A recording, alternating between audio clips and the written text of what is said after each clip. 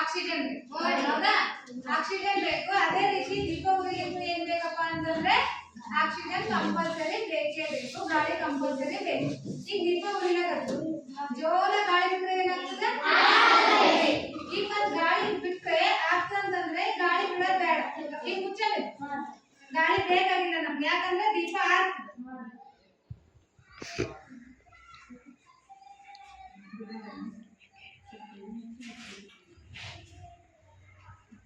ಈ ದೀಪ ಉರಿಬೇಕಂದ್ರೆ ಗಾಳಿ ಬೇಕು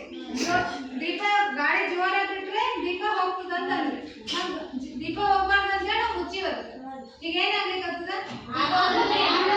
ಇದರಲ್ಲಿ ನಮ್ಗೆ ಏನ್ ಗೊತ್ತಾಗ್ತದ ಗಾಳಿ ಇಲ್ಲ ದೀಪ ಉರಿಬೇಕಾದ್ರೆ ಕಂಪಲ್ಸರಿ ಏನ್ ಬೇಕು ಗಾಳಿ ಹೆಚ್ಚಿನ ಇರಬಾರ್ದು ಗಾಳಿ ಇರ್ಲಾರ್ದು ಇರಬಾರ್ದು ಲಿಮಿಟೆಡ್ ಗಾಳಿ ಬೇಕು ದೀಪ ಉರಿದಿದ್ಮೇಲೆ ಏನು ಗಾಳಿ ಹೊರಗೆ ಬರ್ತದೆ ಅಂದ್ರೆ ಕಾರ್ಬನ್ ಡೈಆಕ್ಸೈಡ್ ವಾಪಸ್ ಬರ್ತದೆ ಹೌದಾ ಅದೇ ರೀತಿಯಾಗಿ ನೀರಿನವ ಇದು ಎದ್ರ ಗ್ಲಾಸ್ ಅದ ಪ್ಲಾಸ್ಟಿಕ್ ಗ್ಲಾಸ್ ಅದ ಪ್ಲಾಸ್ಟಿಕ್ಕಿಗೆ ಉರಿ ಹಚ್ಚಿದ್ರೆ ಏನಾಗ್ತದ ಸುಡ್ತದ ಸುಡಲ್ಲ ಎಲ್ಲಿ ನೋಡಿರಿ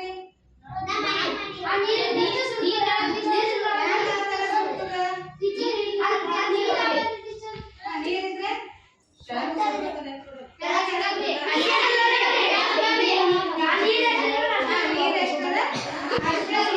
ಅದಕ್ಕೆ ಕಾರಣ ಏನು ಪ್ಲಾಸ್ಟಿಕ್ ಸುಡ್ಬೇಕಲ್ಲ ಮತ್ ನೀರಿದ್ದ ತನಕ ಮಾತ್ರ ಯಾಕೆ ಸುಡ್ತದ ಉಳಿದ ಕಡೆ ನೀರು ಮತ್ತು ಬೆಂಕಿಗೂ ಆಗ್ಬರಲ್ಲ ಅದಕ್ಕೆ ಏನ್ ಮಾಡ್ತಾರ ಎಲ್ಲೇ ಆದ್ರೂ ಬೆಂಕಿ ಹತ್ತಿದಾಗ ಅಗ್ನಿಶಾಮಕ ದಳದವರಿಗೆ ಕಾಲ್ ಮಾಡ್ತಾರೆ ಕಾಲ್ ಮಾಡಿದ ತಕ್ಷಣ ಅವ್ರು ಏನ್ ಮಾಡ್ತಾರೆ ಟ್ಯಾಂಕಿನಿಂದ ಫುಲ್ ನೀರು ತಗೊಂಡು ಬಂದು ನೀರಿನ ಮುಖಾಂತರ ಬೆಂಕಿಯನ್ನ ನಂದಿಸ್ತಾರೆ ಆರಿಸ್ತಾರೆ ಇದರಿಂದ ಏನ್ ಗೊತ್ತಾಗ್ತದೆ ನಾವು ಎಲ್ಲೇ ಬೆಂಕಿ ಹತ್ತಿದಾಗ ನೀರನ್ನ ಹಾಕಿ ಬೆಂಕಿಯನ್ನ ಆರಿಸಬಹುದು ನಂದಿಸಬಹುದು ಅದಕ್ಕೆ ಎಲ್ಲೇ ಮನಿ ಜಲ್ದಿ ಎಲ್ಲೇ ಹೊಟ್ಟಿನ ಚೀಲಾಕ ನೀವು ಹೋದಾಗ ಎಲ್ಲೋ ಬೆಂಕಿ ಹತ್ತಿತ್ತು ಅಂತಂದ್ರೆ ನಾವ್ ಏನ್ ಮಾಡ್ಬೇಕು ಜಾಸ್ತಿ ಜೋರಾಗಿ ಬೆಂಕಿ ಹತ್ತಿತ್ತಂದ್ರೆ ಅಗ್ನಿಶಾಮಕ ದಳದಲ್ಲಿ ಫೋನ್ ಮಾಡ್ಬೇಕು ಅವ್ರ ಏನ್ ಮಾಡ್ತಾರೆ ಬಂದು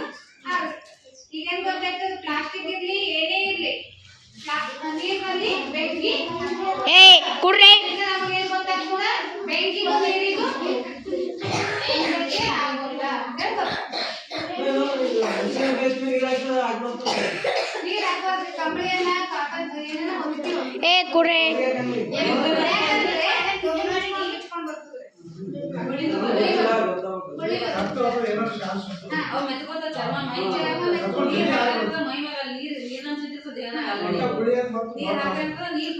ಹೆಚ್ಚಿಗಾಗಿ ಸ್ಕಿನ್ ಕಿತ್ಕೊಂಡು ಬರ್ತದೆ